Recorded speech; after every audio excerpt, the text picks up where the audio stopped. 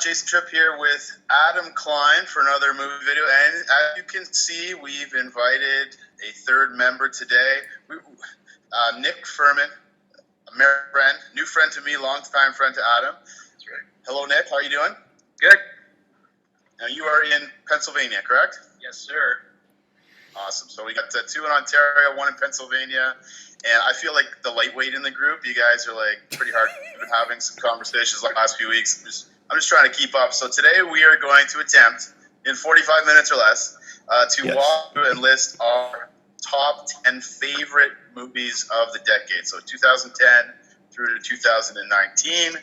This was difficult. We've had a lot of conversations. So we're going to dive right in. And I just want to say before we start, these are our favorites. We may not consider these to be the best crafted films of the decade, but for whatever reason, they are our favorites. So we're going to list 5 honorable mentions that didn't quite make our top 10, and then we'll take turns sharing from 10 through 1.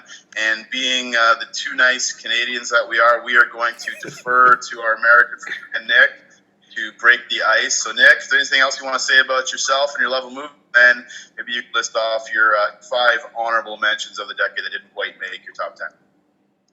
Yeah, I guess the only thing I'd say by way of introduction is just how stinking hard this was to do.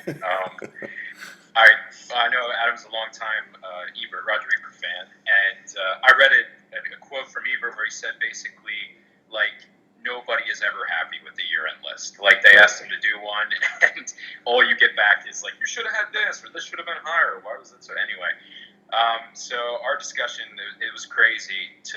Things came on the list, came off the list. It was nuts, but we did our best. Pretty confident about what I got here. So I'll lead us off. My 5 honorable mentions in some particular order from 15 to 11 are Blue Valentine, Bridesmaids, nice, The Lobster, Birdman, and Logan. Nice. Logan is as close as I'm going to get to a superhero film in this list. So that's a good one to choose. Yeah. That's good. So, not just real quick about it. I would say Blue Valentine's pretty dark. You're going to see that theme in the top and bottom of my list, but just this idea of you're telling the story one way and the other way, the story of a couple falling in love juxtaposed with a couple falling out of love, and all those themes are really intense. Bridesmaids, funniest comedy of the decade in my opinion. The fact that it was all female is a side note to just how hilarious it is, but Kristen Wiig, genius. Melissa McCarthy, genius. The Lobster, everybody should be watching Yorgos's films, I think, because they're creative and idiosyncratic and awesome.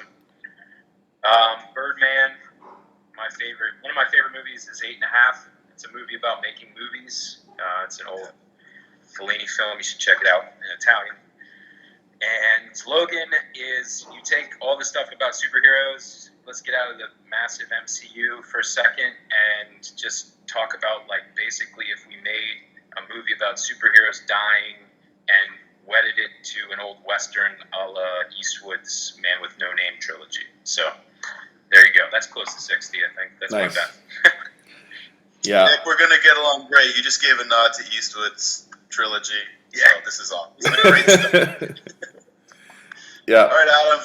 Yeah, so I'll give a little quick context with my honorable mentions just because he named it. Blue Valentine's another one where it's not on my list because there's a handful of those I know great films from the last decade that I just never had a chance to see.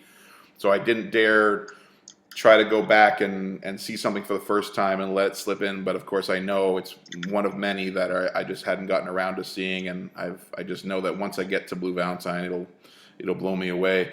But Nick, you also, I gotta love you for quoting Ebert, Roger Ebert being the most influential communicator in my life. And you know a lot about it. I don't think I've ever given Jason the whole history of it, but Ebert, I love him to death. And no surprisingly, the incredible documentary about his life called Life Itself, which was my favorite film of whatever year that came out.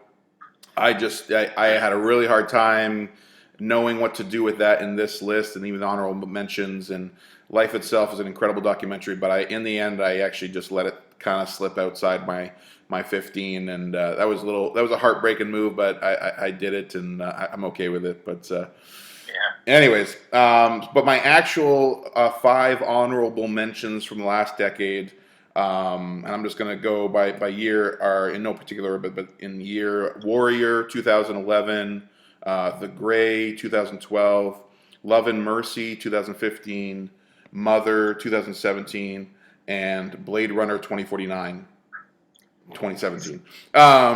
So, and I mean, this was just such a painful, difficult task, anyways. But I mean, Warrior was one that actually never appeared on my list in 2011. I didn't see it till years later, and I've watched it every year since.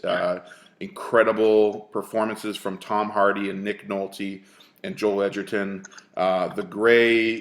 The 2012 is the first film I saw that year, and the deeply emotional resonance of that film and the incredible work that it was. It stayed, and that was my number 1 of that year.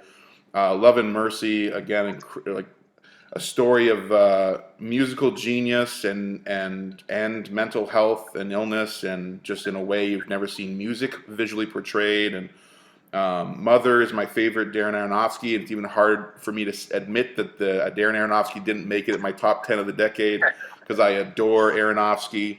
But Mother really is his apocalyptic amendment to the Bible or something. But it's just unlike anything else. And then Blade Runner 2049. I just needed to have Denis Villeneuve somewhere on my list. And it was really hard to pick what Denis Villeneuve was going to be on there, because there's so many. He had an incredible trilogy in a span of like 4 years, not an actual trilogy, but 3 incredible films, and he has other great, incredible films. But Blade Runner 2049, I had to make sure I give it praise and recognition. So that's my honorable mention 5. And that is our first crossover, because my honorable mention list, no particular order, starts with Blade Runner 2049 as well. Nice. Love Denis Villeneuve. We'll hear a little bit more from him a little bit later on my list, but yeah, that just missed my top 10. Mission Impossible Fallout, just Nice. one of my favorite action movies ever Absolutely. made. Just love that film. My top 10 is really heavy. There's a couple lightweight ones here I'm throwing into my honorable mentions. That being one of them. Toy Story 3 is in my honorable mention as well. That's my favorite of that franchise. It was nominated for Best Picture, and I think deservedly so. So that makes my honorable mention. Get Out from Jordan Peele. Just missed my top 10. I'm sure we may hear from one of you or both that one. Yeah, that one out again. It's a phenomenal film. That one's growing on me every time I watch it. I just appreciate it more and more. Just so original and unique. And my favorite comedy of the decade, I had to throw at least one comedy on here for you guys. So, Game Night. I love Jason Bateman, Rachel. Yes. And theme's important for me. I'm a big board game geek myself, so plenty of game nights happen in my household. So we just adore that movie. So that is my honorable mention list. Sweet. Back to you, Furman. Number 10. I was happy to see an animated on there. I was thinking about that myself with Inside Out and Spider-Verse and different things. So, okay, number 10. So this is Ex Machina. Nice.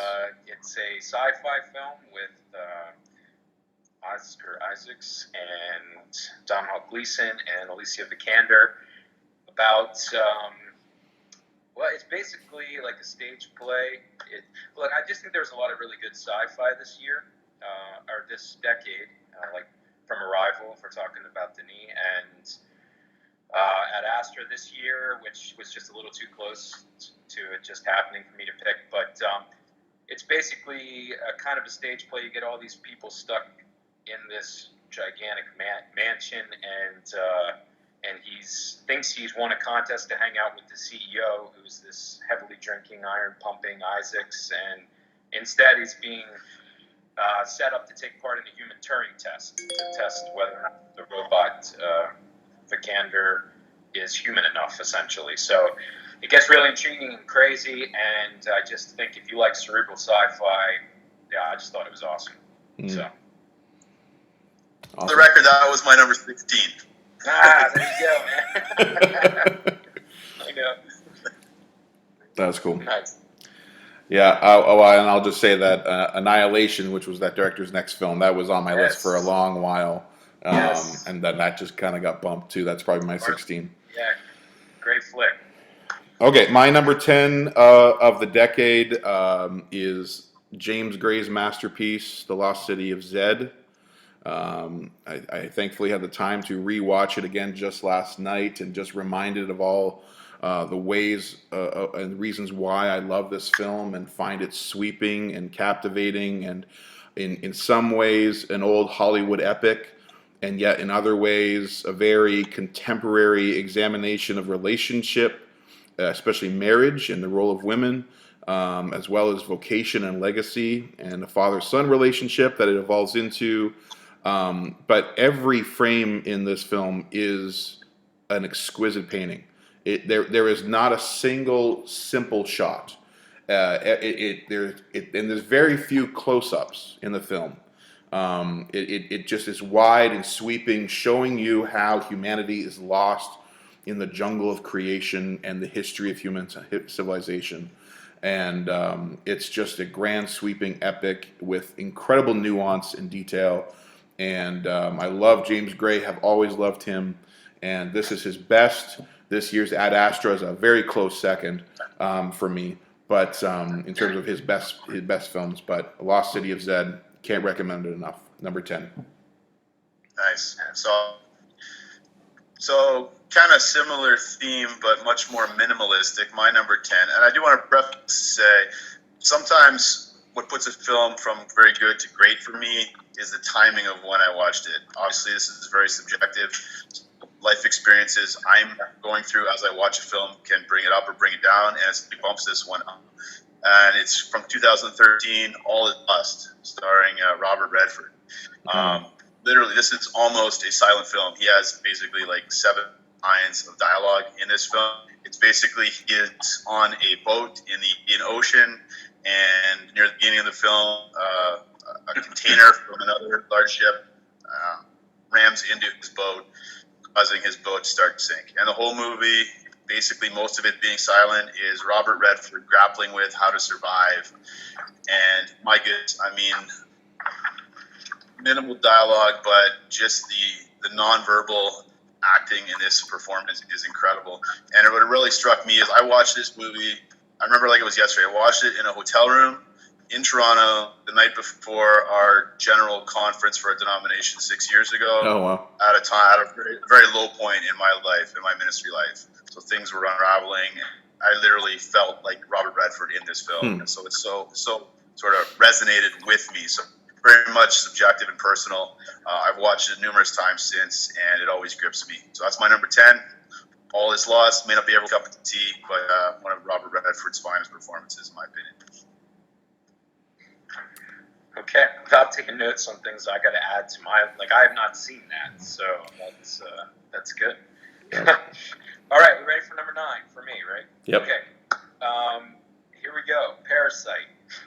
Oh, nice. Okay, so this may be recency bias, but look, I honestly thought it's funny, man, because I know 11 was a great year for films, but 2010 and 2019, the bookends of the decade, were really good years for films. And I wrestled hard with 3 or 4 films from this year on the list. And, you know, like you mentioned, James Gray and Z's great. And I loved Ad Astra. Like, that was the most emotionally moving film of the year for me. But to me, it was always between Quentin and Bong at the end. And I just think that this film is tremendous. It's engaging. It crosses cultural barriers, and somehow he's managed to tell like a class satire that has Hitchcockian thrilling elements, and you know, keeps you engaged and learning, and his eye for detail. Bong is just a stud. But I'll let Jason tell you more about that later, because I know he's got the inside scoop. So anyway, that's my number 9. That was a good reference. The the black comedy, the Hitchcock, the good blend of it. Jason, did you watch that binging with Babish video I sent you? Yeah, That was illuminating to me. Just the food element, that the meal that they are asked to cook last minute in that film, that the cultural equivalent is someone asking for a Big Mac with black truffles. And that was illuminating to me. That again, just the incredible commentary throughout the whole film, right? That is, yeah. Anyways, every detail is just staggering. Anyway, we'll come back to that one. okay, I know we That will. one's coming up again. Okay, my number 9 of the decade is 2018's "You Were Never Really Here," which was my favorite film of that previous year, and I think Joaquin Phoenix had 3 incredible roles that year, and of course he had 2 this year. But anyways, I mean, everything he's in is incredible. We all know that. But this was a story set apart in a different way. And I'm forgetting her name, the director now. Oh gosh, that's gonna kill me. Anyways, the director of "You Were Never Really Here," what she has created is a taut, unexpected thriller in the vein of really Taxi Driver. And I know we immediately jumped to this year and crazy praise for Joker. But this was the true tribute to Taxi Driver, because this film is less than 90 minutes, but it grips you. The music, the score, the editing, just the choices, how it's filmed. It's dark, it's violent, it's unexpected, but it's violent in a very, very different way visually, because it's about defending and saving. The oppressed, sex trafficking is what it's about, and Joaquin plays this traumatized vet who his vocation now, in spite of his illnesses or mental state, is to protect and save girls from sex trafficking. And so it's very dark material, but it's just all presented in a way you've never experienced or witnessed before. And it really is a remarkable thriller. Probably the best, as I quickly look at my list, the best thriller of the decade, in my opinion. And there's just so much about the craft of that film that I admire, from the score to the cinematography to just the pure direction of it and performance. So, "You Were Never Really Here," number 9. I wholeheartedly agree with everything you said. Great film. Yeah. Thanks. That is a great film. Good choice. My number 9 is dark and heavy as well. This is it's hard to pick a favorite Scorsese film, but I have to say this is my favorite. It's Silence from 2016. Yeah. This is not an easy film to watch at times. It can be a punishing film, but I am loving what Scorsese's been doing the last few years. Love The Irishman. It just seems like in the twilight of his career and his life, much more personal films, more melancholy, and a man who's wrestled with his own faith, certainly, and that comes out in this film. Andrew Garfield stars in this film. That was a great year for him, along with Adam Driver and Liam Neeson.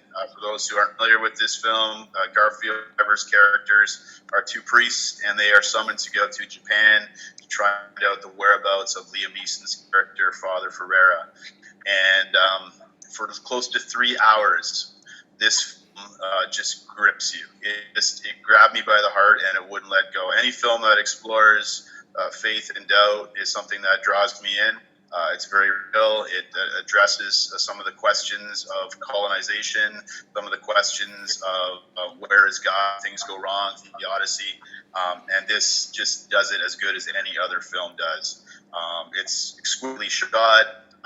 Most movies, the score adds to it. This film, the lack of score actually adds to the film. There's very little, if any, music in this film, and I think that adds to the theme of.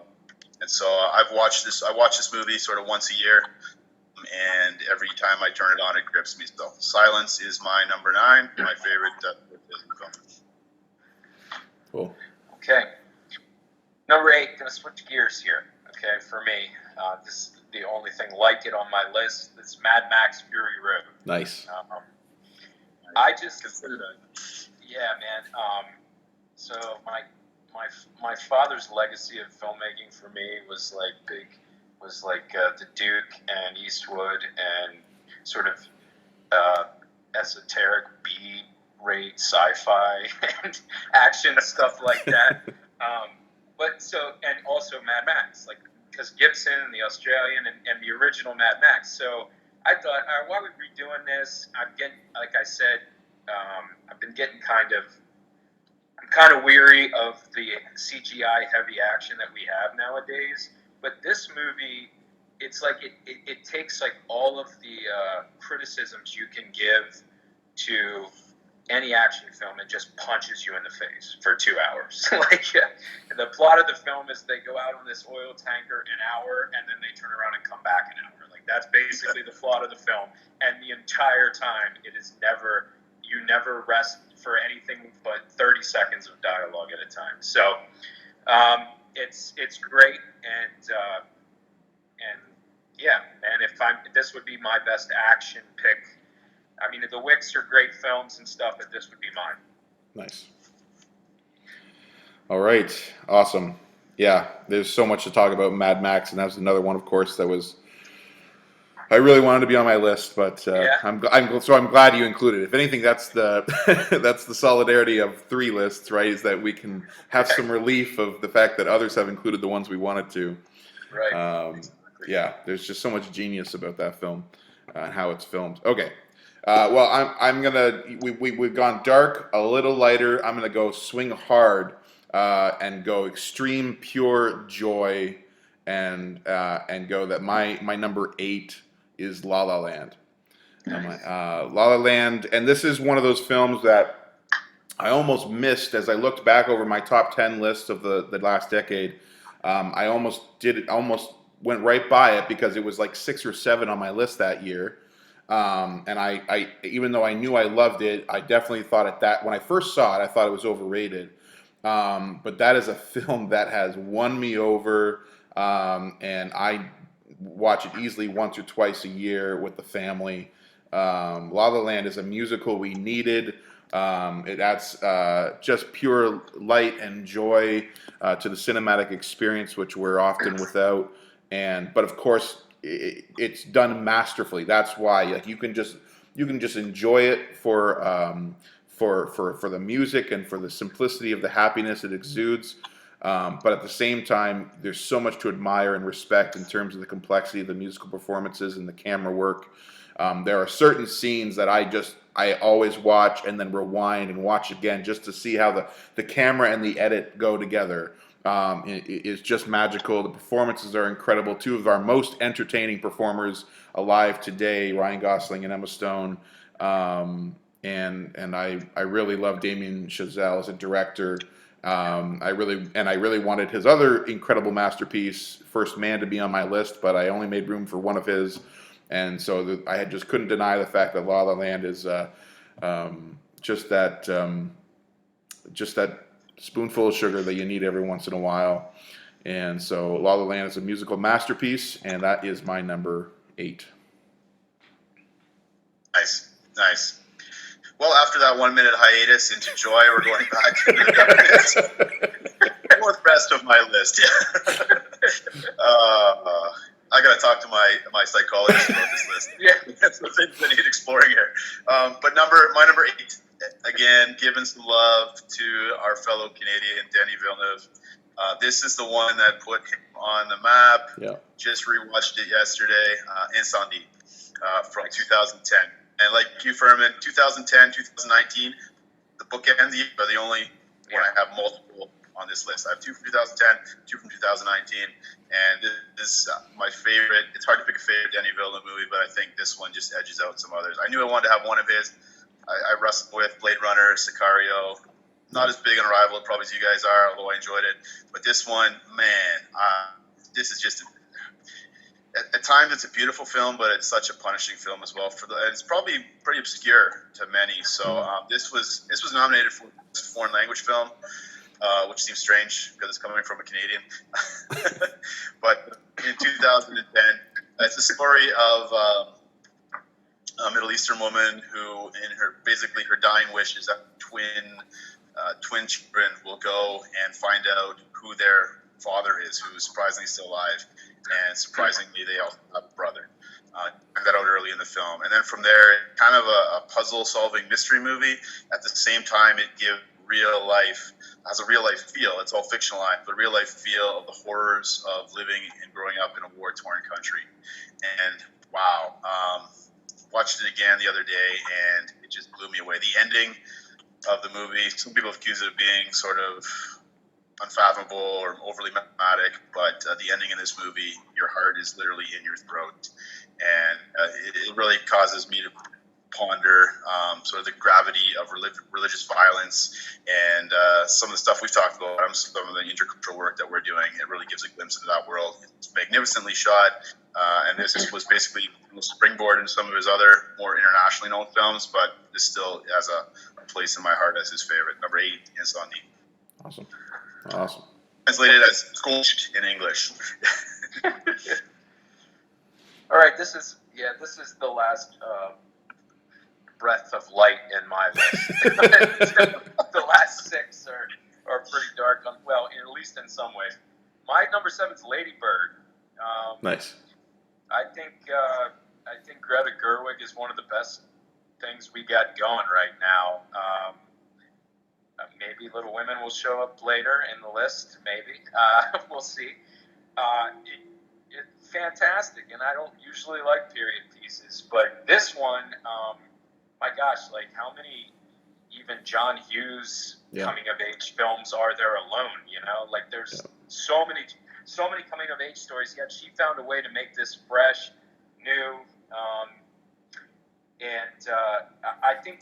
To me, the anchor of the film is, well, look, Saoirse Ronan is just sick good. Like, people can constantly underestimate how good an actress she is. Brooklyn, there's in Little Women, there's a million. She's fantastic, but I thought her mom, Laurie Metcalf, the relationship between the two of them is tremendous, and it's really real life. And I know Alice Janney ended up winning as the mom for Tanya Harding, but I really thought Laurie Metcalf deserved a lot more love than she got. And I just think that this one, it's a love letter to Sacramento, which is where Greta Gerwig, and the theme of sometimes you got to go leave home, you got to take off to find it. So number 7, Lady Bird. Nice. Okay. Good choice. Awesome. Beautiful. Greta Gerwig gets some attention. She was my number 1 this year, but I just had to turn my back on 2019 was too soon, so no 2019 made my list. But I'm glad you gave her appropriate praise. She did. Greta Gerwig's amazing. Okay, so my number 7.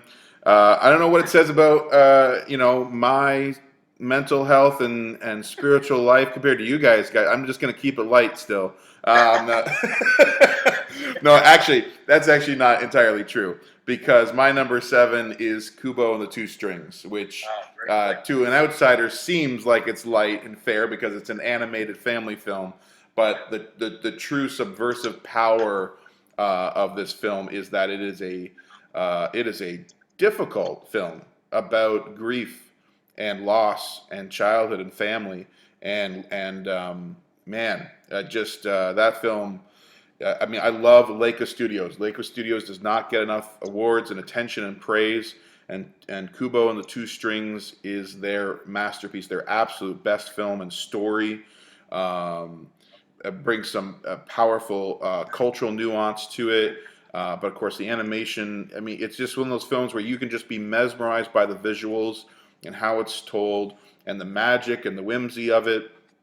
But at the heart of it, it is a dark and difficult story. And I will forever, I mean, obviously we all have emotional ties to these films, but I will forever remember sitting in the theater for the first time seeing this film.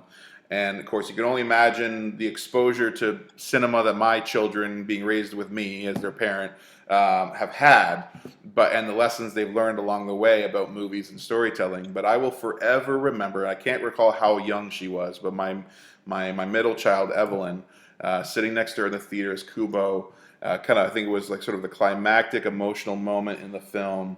And my little, let's say 7 or 8 year old turns to me in the theater and whispers, "Daddy, it's always about the tears." And as we see a little tear come down Kubo's face on the screen, and to me that just spoke. It was a generational experience. It was a generational story, and it's just so powerful. So, anyways, Kubo and the Two Strings. That's my one animated film on my list, and that's my number 7. It's a great choice. Yeah. Good one. Nice to see another animated one on the list there. Good. Okay. Sticking with this theme of religion and wrestling with faith and doubt, one of my favorites from 2017.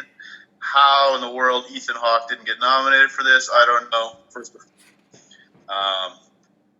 Again, this is one I go back to time and time again. This is one I watch with guys that I'm walking out life with, as we're wrestling with our own faith and doubt. And this movie is just beautiful. This is Hawke's performance of his career, in my opinion. The dialogue in this film, Paul Schrader, you can tell, again, much like Scorsese and Getting Silent, Schrader is one who has lived some of the themes in this film, and it comes out very clearly on film. I mean, some of the dialogue, I just wrote down a couple of quotes. Hawke's character says, "I can't know what the future will bring. We have to choose despite uncertainty." The desire to pray itself is a type of prayer. How often we ask for genuine experience when all we really want is emotion. Just some of these zingers, these lines that come out of Hawke's mouth as he's wrestling through the trauma of loss and grief in his own life, as we see sort of him holding on to his faith, literally it's unraveling, everything around him is unraveling as he's, the pastor of a church that's basically a relic. You get more tourists than they do parishioners on a Sunday morning. Meanwhile, you've got the big charismatic church. Cedric the Entertainer plays the pastor of that church, and some of their dialogue back and forth. I just found this to be brilliant. It obviously has some ecological themes underscoring it as well, and care for creation, which is close to my heart. And so, number 7, First Reformed for me. Nice. That's great. Good one. Okay, number 6. This is about as artsy as I get, probably. This is PTA's Phantom Thread. Nice. You got to have PTA on the decade list. Paul Thomas Anderson, and why not stick him in there with Daniel Day-Lewis? So there you go. Yeah, this is a film I would say, like you were describing La La Land, Kline, like that's how I feel about Phantom Thread. Right. Honestly, that's how I feel about Paul Thomas Anderson in general. His films, I like the last time I watched The Master, it grew on me significantly. Punch Drunk Love, like a bunch of his films over the decades. But you maybe you go for the director and the actor, but what you get is this great story of kind of a cat and mouse game between an ingenue and this what is he, a haberdasher? He's a guy he's elite, and the witty, you talk about like zinger, witty lines of dialogue. I can't pull them out, but you can Google them and they're hysterical. Yeah. But then she finds her own way to get under his skin, and anyway, it's terrific, and I would encourage people to check out his flicks for sure. Awesome. Nice. If we ever do one of the previous decade, I'll give some love to Daniel Day-Lewis. Yeah. Yeah. There you go. Yeah, I wanted P.T. Anderson to be on my list too, but it was hard. It was hard. Yeah, it's legacy impact, right? Filmmaker, they're all their stories that just have a lasting impact on you. It's hard to sometimes, anyways. But yeah, cool. Okay, so my number 6 is actually the third in a row of 2016. 2016 was a big year for me, and honestly, there was at least for the films that hit home for me that year, including Kubo and the Two Strings, one that's not on my list, but we've talked about, Arrival from Denis Villeneuve. Those two films, along with my number 6 which is Jackie, are powerful films of grief, and they all came in one year. So I'm not sure what was in the air in our culture, what was going on, but yeah, my number 6 is Jackie, and it is that theme of grief. I mean, it is Natalie Portman's greatest performance. I can't recall the name of the director. It's their first or second film, so they kind of just came out of the gate shining in terms of their visual prowess as a storyteller. The score is the thing that hits you first in this film and sticks with you. And between the jarring visuals and the jarring score and the painful performances, Jackie is a masterpiece that actually allows you to experience grief, actually walks you through the journey of grief, and faith and doubt and loss and bewilderment and why, people moving on and a wife being bespoken about how can people move on from this, how can we not linger with the legacy of my husband and of course John F. Kennedy, but it is deeply personal and private, and painful, but in a very therapeutic way, and it's just unlike anything else that I've experienced in years. And that was a big year, but that was the penultimate experience for me that year, and it's my Jackie's my number 6 of the decade. Nice. Deserves a rewatch for me. Yeah, me too. Taking notes. Some of these I need to watch again. Okay, my number 6, going right back to 2010. Again, with this one, we've given love to some big name directors. Well, Christopher Nolan time. Inception is my number 6. Okay. There are certain movies where you get so excited to see it, and you're just like, I know I'm going to be disappointed. I'm pumped to see this movie. I was not disappointed. This is the only date that I have seen in theater 3 times the opening weekend. I Wow. went 3 times because I just enjoyed it. Grabbed my sisters, grabbed my wife, and yeah, it's very rare to get a movie that's so unique. And this was like nothing else I've ever seen before. I mean, Nolan apparently spent about 10 years working on this screen, and you can see why. I mean, every moment of this film, every piece of dialogue, it's a mind bender in the best sense of the word. But I left the movie theater after 3 viewings, not just being entertained, but really processing and thinking about the power of an idea and how ideas get placed into our heads and our ideologies. So there's some philosophical questions underscoring all the action, the wonderful performances. This is one of many masterpieces by Nolan, and it stays with me 10 years later. Inception, number 6. Nice. Beautiful. Okay, we're on the top 5. I mean, this is like, it's getting serious now, guys. Yep. Yeah. We started to get drum roll. All right, so number 5 is my Chazelle of the decade, and it's Whiplash. Nice. I just think that this was terrific. So you've got Miles Teller, who is kind of like your goofy comedian, but really, the first time he grabbed me in the decade was a film that I wrestled with for an honorable mention. It's called A Spectacular Now, that he did with Shailene Woodley, which is I loved, just loved. It was a great flick. But here, he does some real dramatic acting opposite J.K., the guy that. So it's about a drum major who is really trying to make it in the upper echelons of jazz. So I love music. Obviously, Chazelle loves music from La La Land and such. But really, the film is about the cost of greatness, and it toes this line between a guy who is really pretty much abusive, I'd say, by every modern term, and yet finds the way to call the best out of him, and which you see most significantly in the very finale of the film.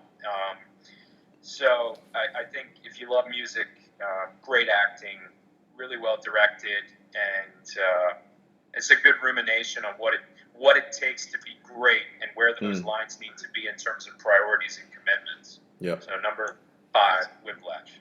Wow. What was the other film you mentioned? Spectacularly Now? The Spectacular Now.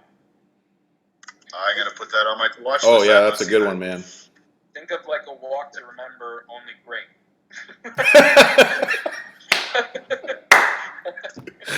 Can't wait to show this clip to my wife.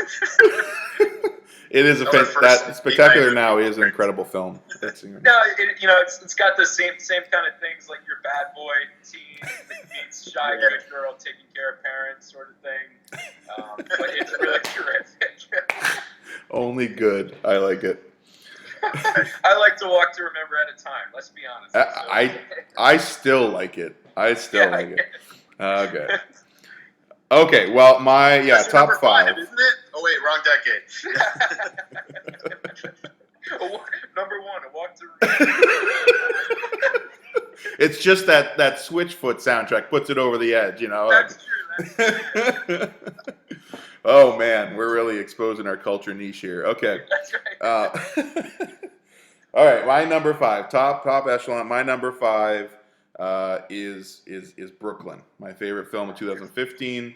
And we've already sung a lot of praise for Saoirse Ronan, and she deserves it. And someday she will actually win an Oscar. I mean, for her age and the number of nominations she's received, I mean, she's well on her way to beat Meryl Streep career-wise in terms of Oscar nominations, and they're all deserved. She is an incredible performer, and she is the perfect blend of humanity and humility that comes to this role about an Irish immigrant to America, which that's the framework of the story, but it's really about relationship and love and loss and finding one's way in the world. It's, I guess you could call it a coming of age story, but it's just, I feel like that ties it down. It's so much more than that. Incredible performances. I refer to this film as being visually sacramental. It feels like, and religion plays an important role in this story, but just the way that Jim Crowley, the director, framed so many shots and lingered on faces and settings, it felt like sacrament to me. It was so powerful, so beautiful. Rewatching it this week, just moved once again, and reminded of the power of this film. So I don't know. I can't sing enough praise of this beautiful film that's romantic but so much more. And so Brooklyn, starring Saoirse Ronan, is my number 5 of the decade. Nice. Visually sacramental. That nicely defines, in my opinion, all my top 5. Okay, good. And confession time. I tried to keep movies from this year off the list. I tried. I agonized. I just couldn't do it. My number five is Parasite. Nice. And I tell you what, I've already been talking to some of my colleagues at the university where I do some chaplaincy work, but the movie and film department is there, and I'm telling them, if you want to use a movie film class, use Parasite. Yeah. I mean, talk about visually sacramental. Every frame, every shot, every decision in this movie is so beautifully and carefully constructed. And Bong Joon-ho, I mean, what else can we say? It just made history, won Best Picture. Yep. Deservedly so, in my opinion. And I mean, I've watched this 3 times, and every time I watch it, there's some aspect, some detail that jumps out and grabs me. Just the way he visually uses the elevation, everything going down. There's light, there's darkness, food choices in the movie. Talked about Adam. I mean, every bit of dialogue. It's funny. And very rarely do I find a film that is comical and yet very serious. And Bong somehow pulls all these sort of different genres together into this masterpiece. And I think it'll remain a masterpiece for years to come. I don't think this might go up anything in my list over the years. So I couldn't keep this off the list. I've been thinking about it ever since I saw it. I've been reading reviews and watching videos about it and beating this drum since it came out. It's not simply a Korean movie. It's a movie that speaks to the themes of social inequality. No matter which country you're watching this in, you can take something away from this film. I mean, I lived in South Korea for 2 years, so it's a little more personal for me maybe, but I've been a Bong Joon-ho fan for a long time. This is a masterpiece. So number 5 for me is Parasite. Nice. Good one. Okay, number 4, Black Swan. Nice. 2010. Nice. Nice lighthearted one. Well, that's a really warm family film. You know, it's very cinema verite. You know. Anyway, so Darren Aronofsky is probably, this is my Aronofsky. You mentioned Mother. He's probably my favorite director. Honestly, he's. I just find him to be brilliant, and so. Honestly, I kind of stuck it next to Whiplash because they're similar films in some ways because they're both about the chasing greatness in art. In this case, this is probably you mentioned Natalie Portman. This is probably my favorite Natalie Portman role. Right. It's so demanding. I mean, it's physically demanding, emotionally demanding, and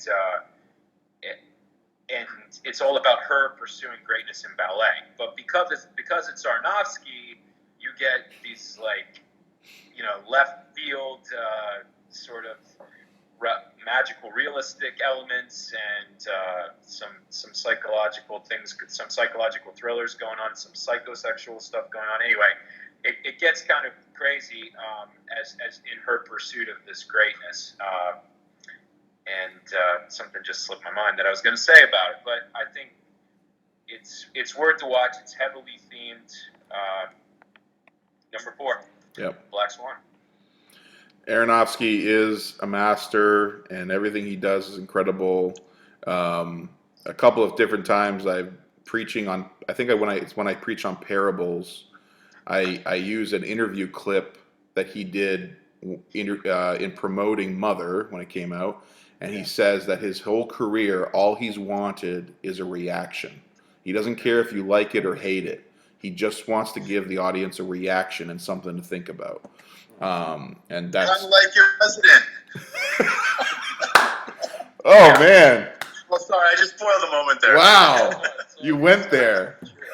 I'll edit that part out. I thought you were going to bring him up about Parasite winning Best Picture. Yeah. You gotta leave it in now, man. You gotta leave it in now. That's awesome. Yeah. No, yeah, it's great. Well, hey, I wanted to say before you go, because you just reminded me what I was going to say. With Aronofsky, it's the meta stuff too, because the play that they're mounting is Swan Lake, and Swan Lake is a story about one ballerina usually plays the good Odetta and the bad Odile, or whatever their names are.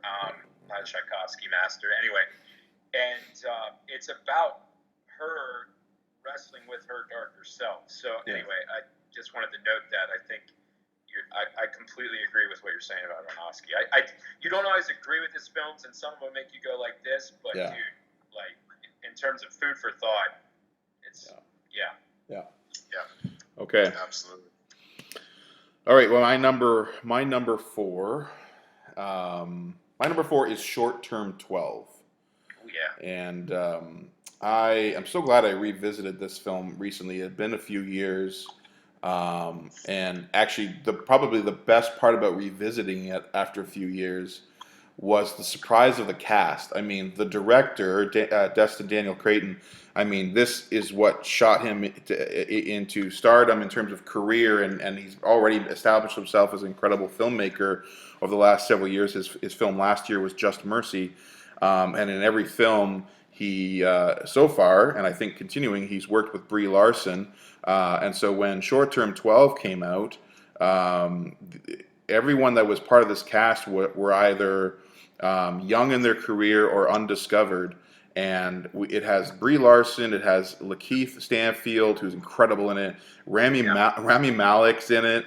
Stephanie Beatrice, who's from Brooklyn Nine-Nine. Caitlin Dever, John Gallagher Jr., who I love from The Newsroom. It's just this remarkable young cast from 2013, and it's a film about on the ground. Actually, maybe Nick, you can talk to me more about the specifics of the work. But I mean, it's a group home, a transition group home, social workers on the floor, living with these kids, and being the firm, dependable, compassionate, empathetic souls that these children in social transition need. And the story in some ways is simple, but emotionally complex and devastating. And there actually, I watched this with my kids, and there's actually quite a lot of language that I forgot about, but I was so glad that I got to share that with my children, at least with the age that they are now. It was so important to grow in understanding and empathy for the plight and the tribulation that so many kids in our society go through. and the incredible compassion and love that one can give in a demanding vocation that is social service in that kind of setting. Um, I don't know if I'm talking enough about the film. It is visually stunning. It tells it in a beautiful way. But I adore Short Term 12 and the incredible cast of performances. So that is my number 4 of the decade. I'm glad you're talking about it a lot, because confession, I have not seen it. Yeah. So now I will bump it up on my to watch list. And this is what I was forward to this whole video, because I knew I was going to get some that I haven't seen, Yeah. that I'm going to make Yeah. note of, and this was one of them. So, well, I wonder how many of our 16 through 20s made the other guys 1 through 15. Yeah. Because that would have been my probably 17, right around there. Yeah. It's Yeah. great. nice. I'm looking forward to checking it out. My number 4. Once again, I tried. I really did. I tried not to go back to 2019. But Furman, I'm with you. Ad Astra.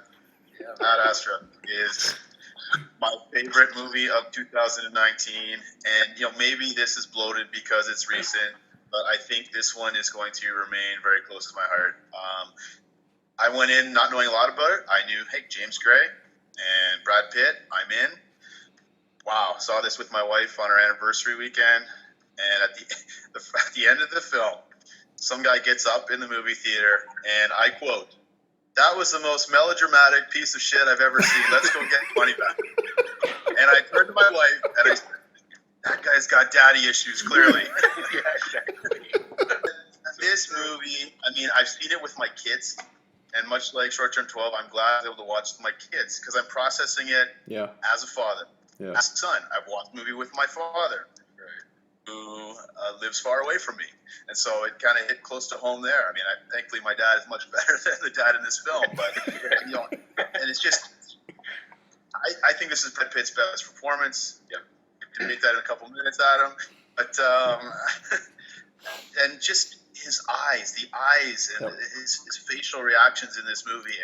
And the further out he goes away from Earth, the more he's on a journey not only across the galaxy, but it's a journey towards vulnerability and letting loose of the things that he left deep down inside of his soul. And man, I'm processing a lot of that one journey as I'm watching this film. And so its cinematography is stunning. It's a sci-fi movie, but the genre is of secondary importance. It's a relationship movie between a father and a son, and between a person and his inner demons, or the stoicism that he's projecting to the world and becoming more vulnerable. And these are films that always grab me and grip me. And for my money, this was my favorite film of 2019. I just couldn't keep off my top 10 of the decade at Astra.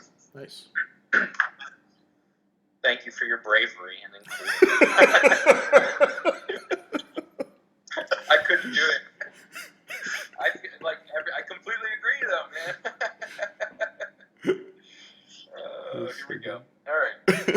Okay, now it's now it's getting serious. Now it's getting good. Top 3.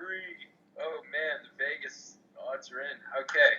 I can pretty much guarantee there'll be no crossover here. I don't think so. Yeah. I don't think so. So these are the next 2 are what I consider important films. Okay, so Important. This is number 3. Get Out. Nice. Jordan Peele. Nice. Yeah, to me, Peele.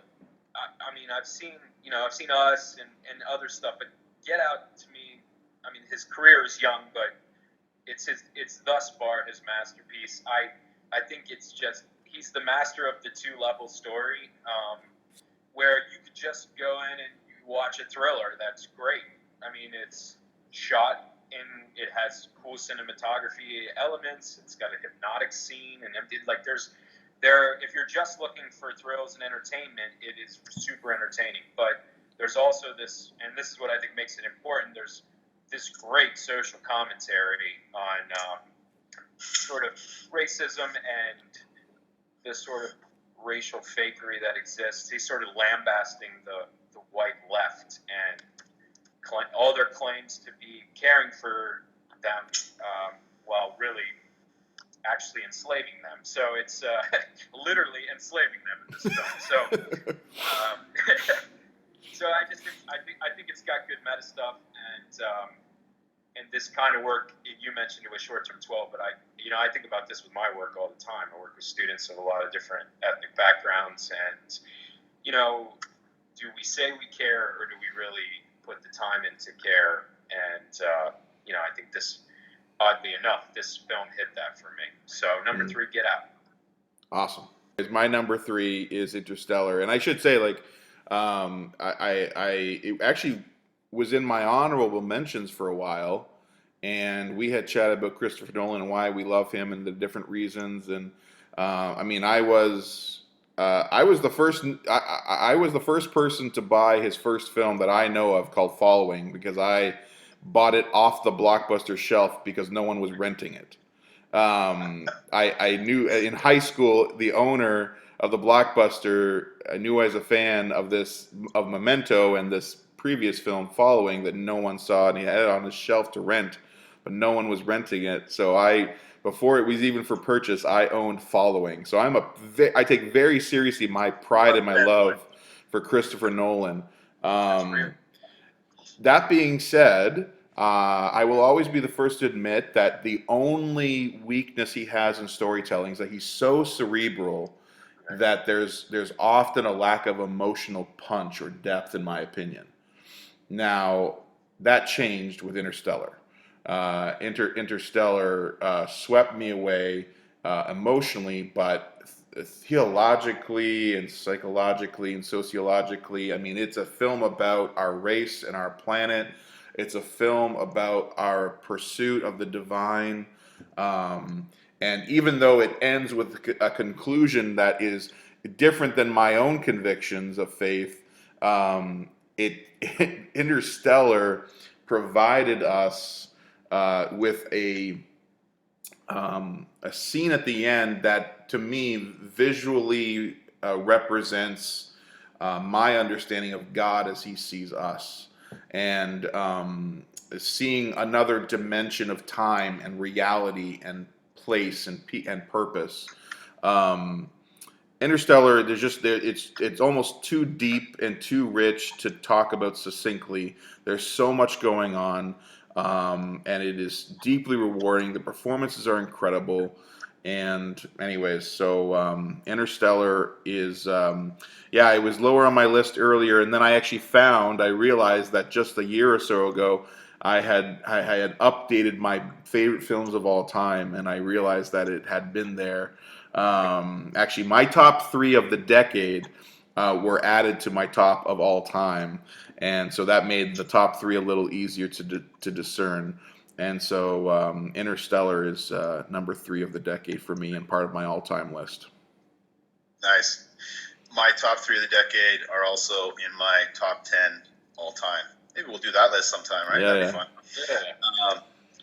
My number 3 has the word 3 in the title, and I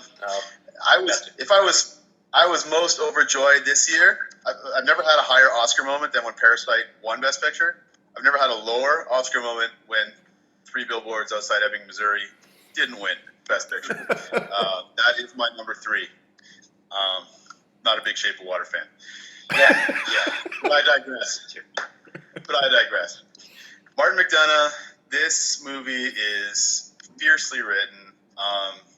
It can be defined, I guess, as a tragic comedy. Frances McDormand, what a performance in this film. Her best since Fargo, or maybe her best ever. Sam Rockwell, Woody Harrelson, all 3 of them perform top-notch here. This makes my top 3 because it explores some themes that are very near and dear to me. Explores themes of violence and vengeance and rage and grief and managing all of those emotions. But there's a through line of redemption that comes to light in the third act of play. It does play like a 3-act play, pretty much. It's just phenomenal. It made me laugh. It made me cry. It made me get angry. All of the emotions that are expressed on screen, I felt all of those emotions watching this movie the first time and every time I revisit it. And for me, that's a sign of a good film. Yeah, it's a little far-fetched and it's kind of over the top in some of the dialogue, but Rockwell's character, his sort of arc throughout in particular, really struck me, and it hits close to home. So I couldn't keep it off this list, nor it's my number 10 all time, 3 Billboards Outside Ebbing, Missouri. Nice. Okay, My number 2 is, I guess, another important film for me. That's The Social Network. So, Oh, yeah, 2010. nice. Yeah. So, well, I guess this film for me is probably the most unlike the other films on the list in that you guys shared a lot of like awesome personal anecdotes about where it hits you or those sorts of things. But sometimes you just step back from a movie and you're just like, wow, that was just about perfectly done. And I think that's kind of how I feel about The Social Network. So, you got Fincher directing. I love what you said about Nolan, Connor. Like, that's exactly been my criticism of him and why I struggle to resonate with his films. Fincher has some of that same surgeon's precision in him, and then you match him with the acerbic wit of Aaron Sorkin, and you end up with quite a dynamic duo. So so you got all that going on. It's hilarious and written. It's dramatic. It's really well. Even if you're not an Eisenberg fan, he plays a douchebag Mark Zuckerberg better than anyone you'll ever see. And I just think that the narrative over the decade has only grown more rich, right? Yeah. As we're finding out who Facebook is and who Zuckerberg is and what's really going on with privacy and those sorts of things. So, I think it wasn't the most personally arresting to me, but I just think it was exceptionally well done. So number 2, Social Network. Sure. Yeah, if it was strictly top 10 best, that would be on my list for sure. So yeah, it's a good one. Furman, we're buddies for a reason. Social Network's my number 2. Yeah, dude. Another crossover. Wow. Oh, it's so good, man. So I just love it. I mean, you said it all, and it's I will what I will say about the emotional resonance of that film too, because everything you said about the lingering wisdom of it and on our society. But I will say I believe it was Andrew Garfield's first standout performance, and he is the emotional heart of that film, and he brings so much to it. I mean, every performance is incredible, and Jesse Eisenberg is remarkable, and I love him. But Andrew Garfield's performance is really what brings the beating heart here. And I really, you talk about Fincher, David Fincher being surgical, and he is in so many ways. And in comparison to Nolan, I definitely resonate with that. But now you're making me question this, but I'm like, why is it the fact that I'm pretty certain that David Fincher is my favorite filmmaker of all time? I anticipate his work and revel his work and come back to it over and over again. His most recent work is the Netflix series Mindhunter, which I just pour over and watch over and over. Anyways, I go on and on about Fincher. I adore him. He's only had one. I will say this: he's only had one disappointing film in his career. I'll say that. But anyways, The Social Network is what's that? Which is what? The Curious Case of Benjamin Button. Yeah, okay, That's my one disappointment for him. Anyways, but The Social Network, and again, Aaron Sorkin is my favorite writer, my favorite dialogue coach, because he is unapologetically idealistic in how he writes. And people act like that's a criticism to his work, but then they're missing the point of the reason why he writes dialogue the way he does. And it's poetic, and it's a dance, and it's fast-paced. And I mean, the opening scene of Social Network is just a masterclass in itself. And that was the first time Fincher got to work with Mara Rooney, and she's incredible in that scene. Anyways, you've said everything you said, Furman, is absolutely accurate, and I guess I'm just focusing a bit more on Fincher and the performances, but I never get tired. The score, I need to mention the score, Trent Reznor. Yes. I mean, oh my word, the score is. I listen to that score on loop sometimes because it hits you. It hits you in the right way, and it's it's such an unexpected score for the story that they're telling with Sorkin and Fincher and but it comes together in just the most remarkable way. Social Network, my number 2 of the year, the decade as well, and also in my top 10 of all time. So Great. I really hope we get to do this a year from now and we talk about Mank. Also, Trent Reznor doing the score, right? I'm really looking forward to that one. This next one, so yeah, cool. My number 2, not much of a spoiler. Another crossover in our top 3. Nice. My number 2 is Interstellar. Nice. Interstellar is my favorite Nolan film. I think he's my favorite director. Him and Villeneuve are duking it out. Can't wait for both their movies this year. Yeah. Yeah, we'll get to this year. But yeah, Interstellar, I think you said it when we were talking about it online, it's his most emotionally accessible film. And that certainly was the case for me. You have the combination of something mind-bending like Inception, but more emotional depth, which really resonated to me. Again, if Ad Astra is the consummate sort of father-son, this is father-daughter. I have both a son and a daughter. I've watched this film with my daughter.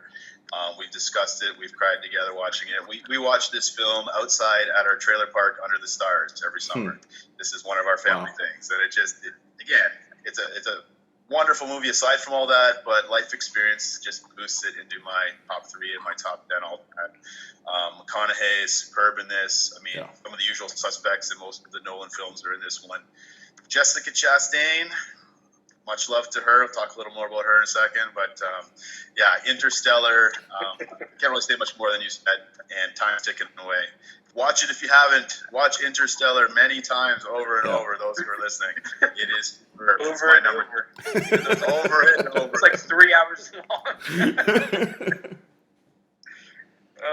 And the score. The score, yes, I was going to say that. Hans Zimmer. To that score to this day. Yeah, Hans Zimmer. Yeah. We made it. We made it to the top. Yep. Right? Okay. Man, my number 1 pick is a film. So, like, things that are important to me. Before I reveal it, like writing is something that's important to me in film. Emotional connection, like you guys have talked about, and a lot of times, it seems like more introspective, maybe darker, maybe sadder, tragic things get you into that reflective mood. So my number 1 is a all-time downer. It's Manchester by the Sea. That almost made my honorable mention list. Yeah. Oh wow. I just like Lonergan's a great writer, and I feel like this screenplay it's airtight, man. Like it's so airtight. Affleck and Michelle Williams or Casey Affleck, they're terrific. It's a tremendous rumination on grief. You guys talked about rumination, like grief earlier. And what I love about this movie is, well, how it stuck with me after. We've all talked about that, the movie magic moment. Sometimes movie magic is a kid moment. You guys have talked about connections with your kids, or just a wow moment or whatever. But for me, this one, I'm thinking about it days after, or my best friend sees it, and all of a sudden I'm revisiting these scenes, and we're talking about it. And I love the anti-Oscar moments in it. That's what I argued in my year write-up, that it had the best anti-Oscar moment, which is like, what do you do when you get 2 people together who have this inexplicable break and divide and grief between them, and how do they communicate that? And the answer is not really that well, but also sort of this poignantly and beautifully thing. So I jumped just ahead of Social Network in the final leg of the race, and Manchester by the Sea, number 1. Nice. So the guy I go see movies with all the time on a weekly basis, my cinephile friend here, that's probably his favorite of the decade as well. So he'll be happy to see this and share it with him. Yeah, it made my short list. Phenomenal film. Yeah. Very cool. Cool. Okay, so you ready for the big twist, the big reveal? That's right. For anyone, the home run there, Spider. For anyone who knows me, anyone who's talked to me for any amount of time about movies knows my number 1 of the decade, and to the point that I think some people have just been perplexed by me over it. But I can't deny that Moneyball is my favorite film of the decade and one of my favorite films of all time. And I should say that when it first came out, I remember the first viewing, and that year on my list, it wasn't my favorite film of the year. It was maybe 5, 6, or 7 in the list. But it's a film that has crept back and had more and more impact on me over the years. And from the score, the perfect score by Michael Dana, the perfect cinematography from Wally Pfister, to the incredible direction by Bennett Miller, who's an incredible filmmaker, painstakingly precise filmmaker.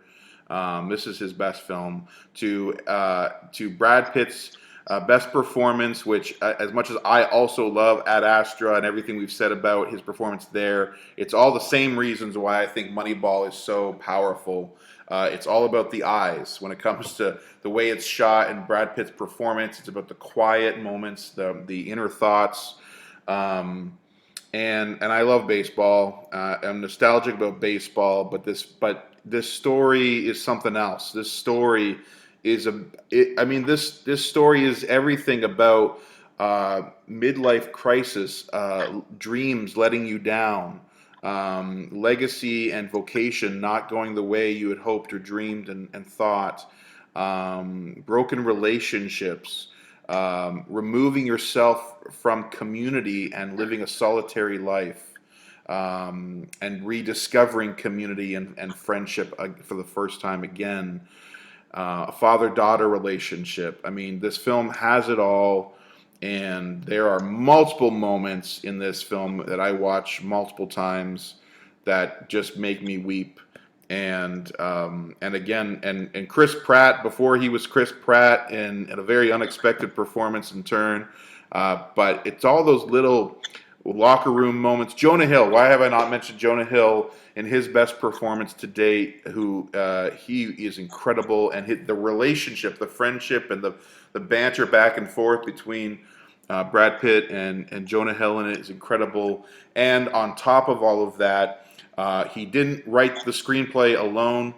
He gets a co-writer credit, but again, Aaron Sorkin touched this along with Steven Zaillian, two of the greatest living writers on the planet. But I can't deny the fact that Sorkin is my favorite, and his fingerprints are all over it. And Moneyball. Moneyball is the best film of the decade for me, and one of the best of all time. Very good. Awkward silence for the shock and awe of it. Brad Pitt's second best performance of the decade. But for all the reasons you liked his performance in that, there are reasons, like we see that echoed in Ad Astra, right? Yeah, absolutely. Yeah. Okay. Yeah, well, I mean, my number one, again, won't be a big surprise to you guys, I think. But again, another one that's not everybody's cup of tea.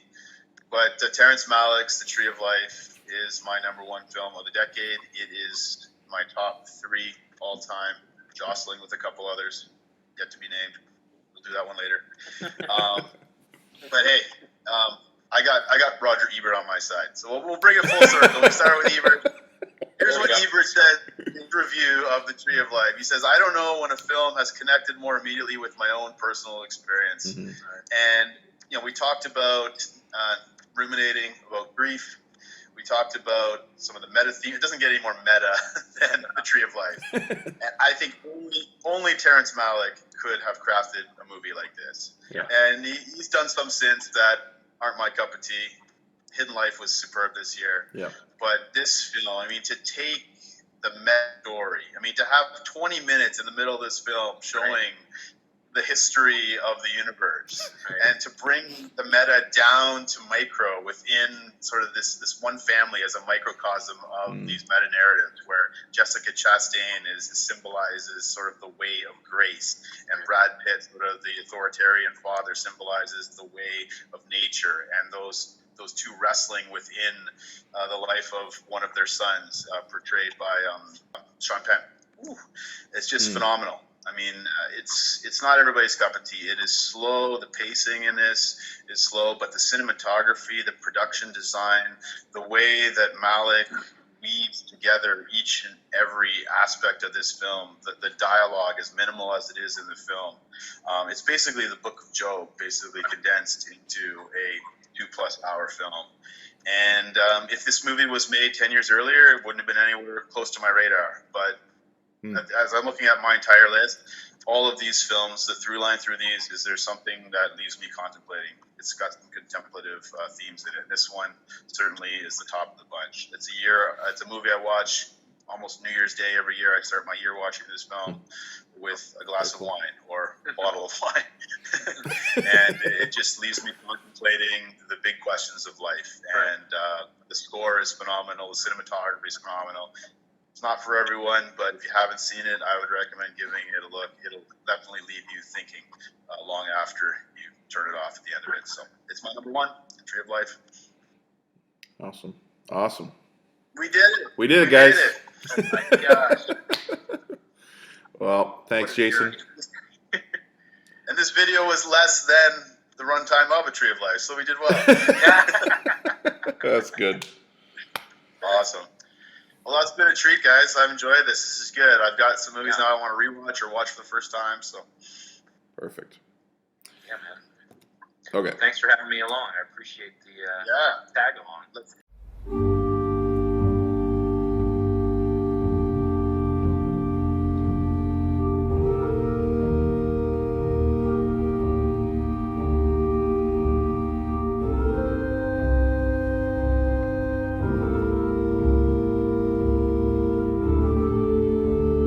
I'm just a little bit caught in the middle. Life is a maze and love is a riddle. I don't know where to go, can't do it alone. I've tried and I don't know why. Slow it down, make it stop, or else my heart is going to pop. 'Cause